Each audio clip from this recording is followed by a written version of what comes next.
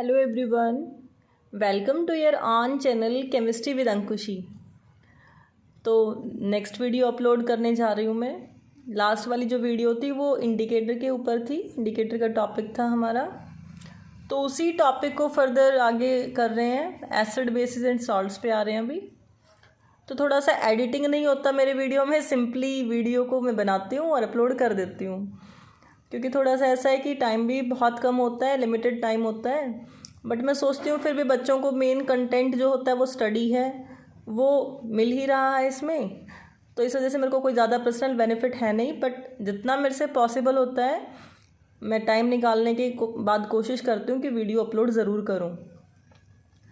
तो चलिए स्टार्ट करते हैं। एसिड का टॉपिक है, जिसमें हमने लास्ट टॉपिक में हमने इंडिकेटर का टॉपिक किया था, क्योंकि जो इंडिकेटर होते हैं वो एसिड और बेस को बताने के लिए यूज़ किए जाते हैं कि भाई कोई सब्सटेंस है वो एसिडिक है या बेसिक है।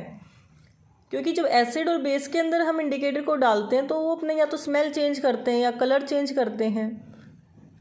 तो वो एसिड और बेस होते क्या हैं उसके बारे में हम टॉपिक करने जा रहे हैं। तो एसिड्स क्या हैं? वो सब्सटेंसेस हैं जो टेस्ट में खट्टे होते हैं। और मेनली जो एसिड वर्ड है ये एक लैटिन वर्ड है एसिडस। एसिडस वर्ड से ऑब्टेन किया गया है और एसिडस का मतलब होता है सोर, मीन्स खट्टा। तो एसिड कैसे होते हैं? टेस्ट में खट्टे होते हैं। तो बहुत सारी ऐसी चीज़ें हैं नेचर में जो खट्टी होती हैं। तो कैसे पता लगे? अब सबको तो टेस्ट नहीं कर सकते ना। तो क्या किया कि एसिड्स को क्लासीफाई किया। किसके बेस पे क्लासीफाई किया? स्ट्रेंथ के बेस पे क्लासीफाई किया। अब क्या है कि जब भी हम किसी चीज़ को क्लासीफाई करते हैं ना तो कुछ ना कुछ बेस तो लेते हैं भाई, कुछ तो बेस मान के उसको डिवाइड करेंगे ना हम अलग अलग ग्रुप में। तो सबसे पहले हमने क्या बेस लिया है? स्ट्रेंथ का बेस लिया है कि उस एसिड की स्ट्रेंथ कैसी है, वो कितना आयोनाइज होता है उसके बेस पे। अब आयंस का टॉपिक 9th क्लास में कर चुके हैं कि आयंस क्या होते हैं। जब एटम के ऊपर चार्ज आता है दैट इज आयन। तो एसिड के अंदर क्या होते हैं? हाइड्रोनियम आयन प्रेजेंट होते हैं, H+ आयन प्रेजेंट होते हैं, हाइड्रोजन आयन। तो जो एसिड ज़्यादा H+ आयन रिलीज करेगा it means it is strong acid. तो जो ज़्यादा एक्सटेंट तक आयोनाइज हो जाएगा एक्वस सॉल्यूशन में वो क्या होगा? हमारा स्ट्रॉन्ग एसिड होगा। अब एक चीज़ ध्यान रखना है कि एसिड जो है आयन कब रिलीज़ करेंगे? एक्वस सॉल्यूशन में ही रिलीज़ करते हैं।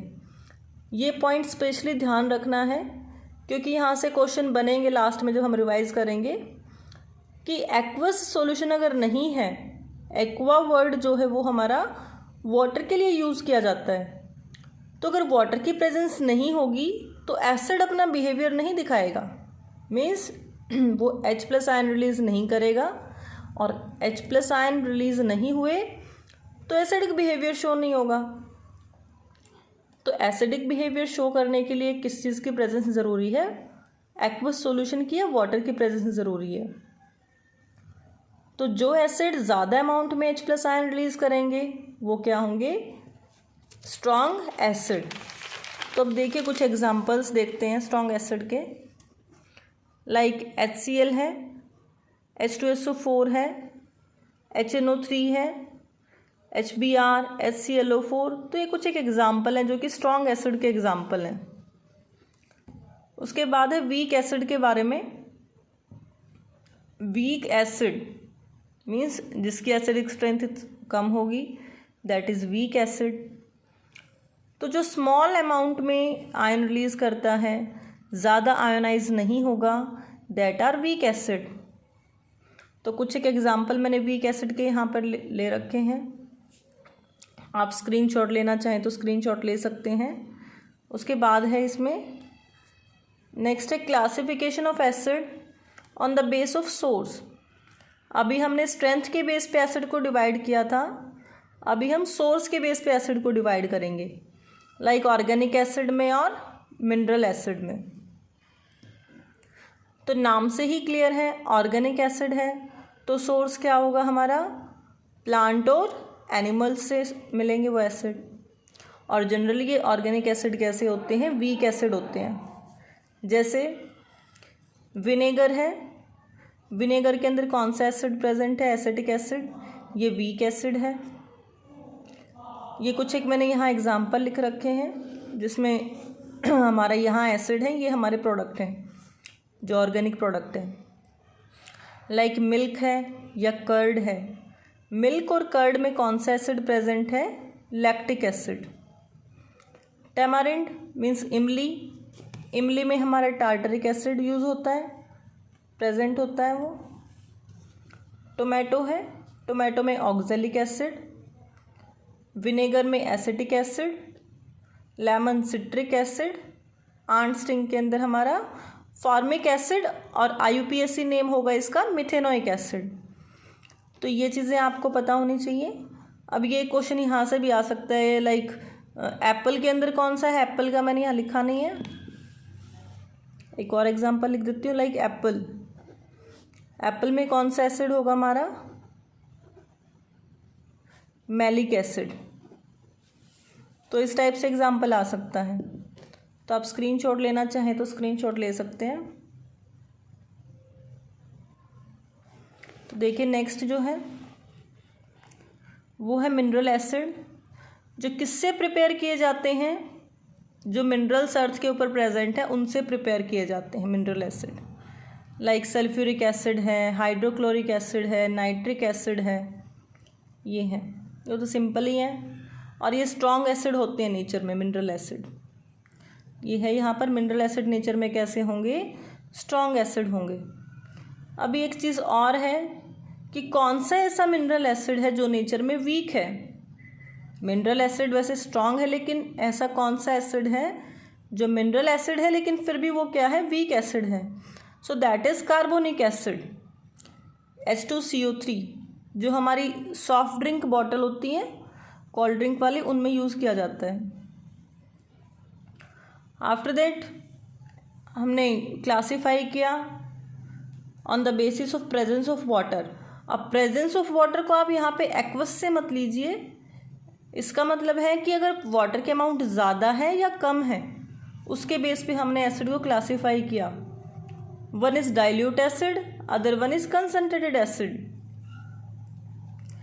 डाइल्यूट एसिड क्या होंगे, जिसमें वाटर की अमाउंट ज़्यादा होगी, और कंसनट्रेटेड एसिड कौन से होंगे, जिसमें वाटर की अमाउंट बहुत ही कम होगी।